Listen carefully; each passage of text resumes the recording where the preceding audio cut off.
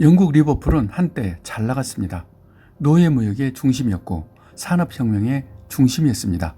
세계 최초의 증기선 출항도 리버풀이고 미국에서 오는 무역선도 다 리버풀에 정박했습니다. 그래서였을까요? 2차 대전 때 독일은 리버풀을 아주 쑥대밭으로 만들었습니다. 폭격으로 모든 시설이 잿더미가 된 것입니다. 그로부터 약 15년이 지나 리버풀에서 4명의 소년들이 밴드를 결성합니다. 그들은 바로 비틀즈입니다. 잿더미가 된 리버풀이 불쌍해서 비틀즈가 태어나 준 것입니다. 비틀즈가 맨 처음 공연한 장소는 캐번 클럽입니다. 그때 받은 돈은 고작 5파운드.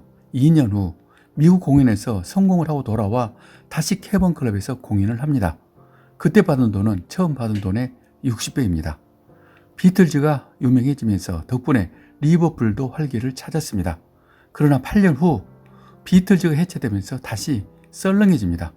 청년들은 떠나고 청년이 없는 도시는 음산했습니다. 이른바 낙후 도시가 된 것입니다.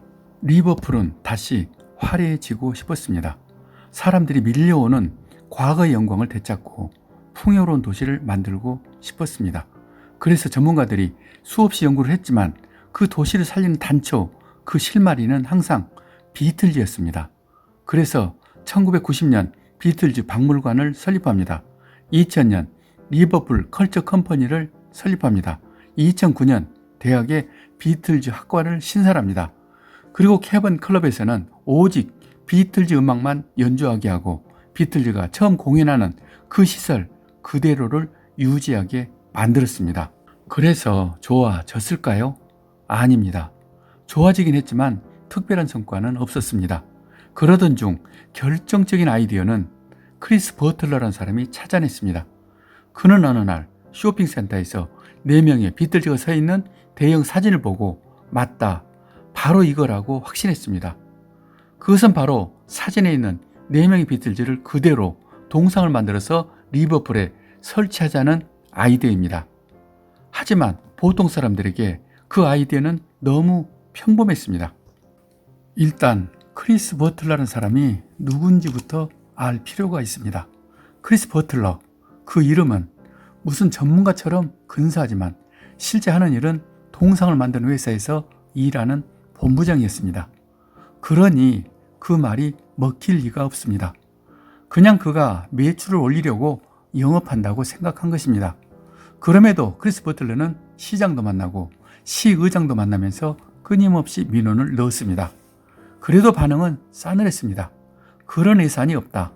또 비슷한 동상이 이미 있어서 효과가 없을 거란 이유였습니다. 크리스가 마지막으로 찾아간 데는 캐번 클럽입니다. 그는 그동안 실패를 거울 삼아 클럽의 대표 빌 해커를 만나 아부부터 시작했습니다. 사실상 비틀즈를 탄생시킨 메카는 캐번 클럽입니다. 그런데 그것을 아는 사람이 얼마나 될까요? 또 비틀즈의 고향이 리버풀이라는 것을 아는 사람은 또 얼마나 될까요? 많지 않습니다. 다 옛날 이야기입니다. 이제는 사람들에게 설명을 해주어야만 아는 사실입니다. 그런데 만약 캐번 클럽에서 이 비틀즈 동상만 설치하면 모든 것이 해결됩니다. 그러면서 들고 간 사진을 보여주었습니다. 크리스는 자기가 생각해도 말을 참 잘했다고 생각이 드는 그 순간 빌 해클은 벌써 그 말에 설득되었습니다.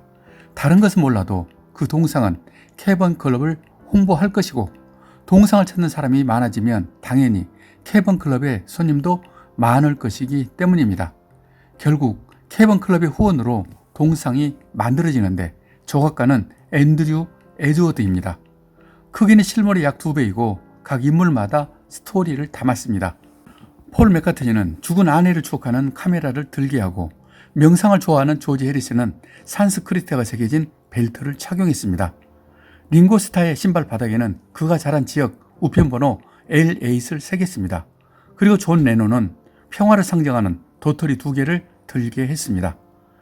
2015년 12월 4일 마침내 동상 제막식입니다. 베일이 벗겨지면서 거대한 4인조 비틀즈가 나타나자 환호성이 터지고 감격해서 우는 사람도 있었습니다. 조각을 한 앤디는 리버풀의 간판이 될 것이라고 장담했고 돈을 대준 빌 해걸은 당연히 해야 할 일을 한 것뿐이라고 폼을 잡았습니다.